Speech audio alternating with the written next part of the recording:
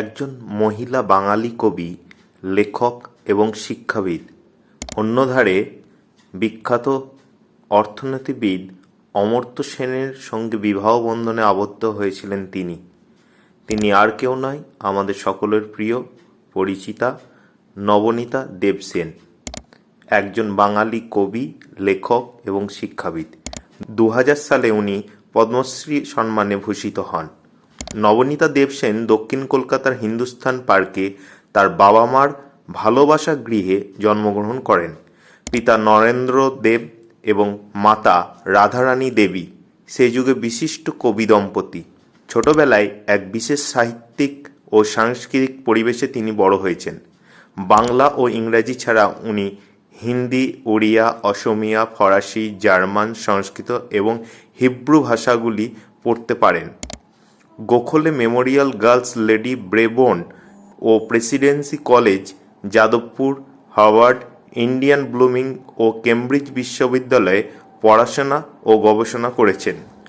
1975 থেকে 2002 তিনি যাদবপুর বিশ্ববিদ্যালয়ে তুলনামূলক সাহিত্যের অধ্যাপিকা ও বেশ কিছুকাল বিভাগীয় প্রধান ছিলেন। এছাড়াও যুক্তরাষ্ট্র ও ইউরোপের কিছু বিশ্ববিদ্যালয়ে ভিজিটিং প্রফেসর ছিলেন। তিনি তুলনামূলক সাহিত্যের একজন বিশিষ্ট বোদ্ধা রূপে স্বীকৃত। যাদবপুরে তিনি কবি বুদ্ধদেব বসু ও সুধীন্দ্রনাথ দত্তের স্নেহধন্য ছাত্রী ছিলেন। 1999 সালে তিনি সাহিত্য একাডেমি পুরস্কার পান তার আত্মজীবনীমূলক রচনা নটি নবনীতা গ্রন্থের জন্য। এছাড়াও তিনি মহাদেবী বর্মা ও ভারতীয় ভাষা পরিষদ ও অন্যান্য প্রতিষ্ঠান থেকে বিভিন্ন পুরস্কার পেয়েছেন।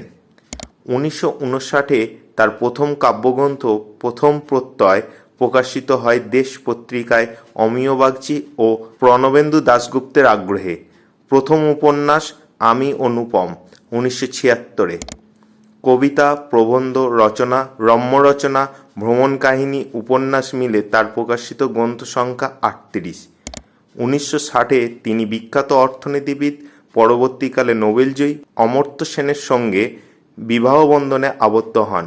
তার 2 কন্যা আছেন, জ্যেষ্ঠা অন্তরা সাংবাদিক ও সম্পাদক এবং কনিষ্ঠা নন্দনা অভিনেত্রী ও সমাজকর্মী।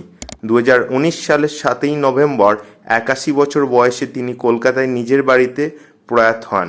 তার জন্ম, মৃত্যু, পেশা, জাতীয়তা, উল্লেখযোগ্য পুরস্কার ও দাম্পত্য জীবনসঙ্গী, সন্তান এক নজরে দেখে নেওয়া যাক।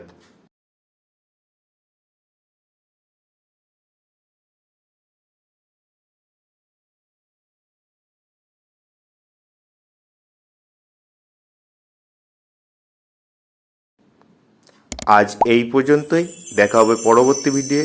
ধন্যবাদ, থ্যাংক ইউ, টাটা।